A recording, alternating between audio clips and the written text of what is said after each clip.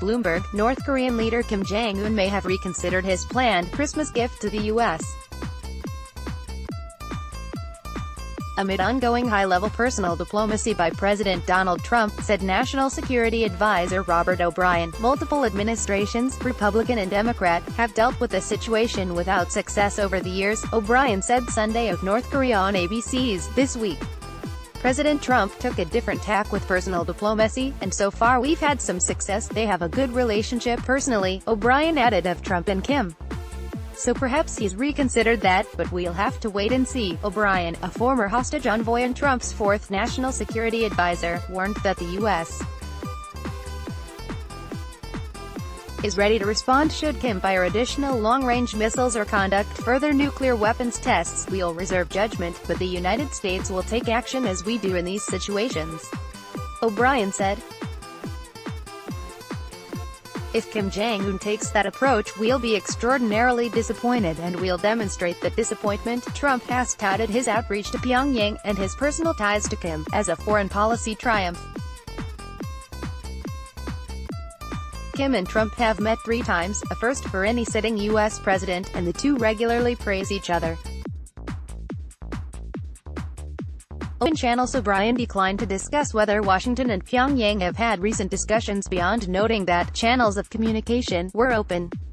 Time will tell whether Trump's approach works, he said. The president has no illusion that this is a very dangerous, concerning matter, O'Brien said.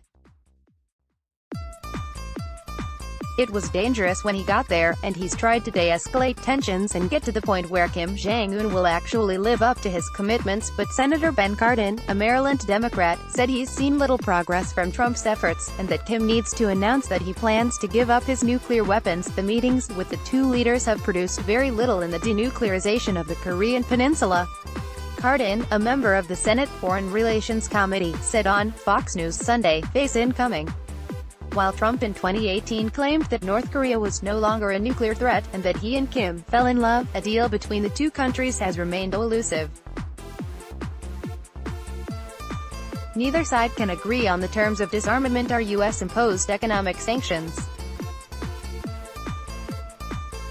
Meanwhile, the Asian nation has continued to conduct missile tests and build its nuclear arsenal. North Korea suggested a Christmas gift would be forthcoming after demanding additional concessions as part of the stalled nuclear talks.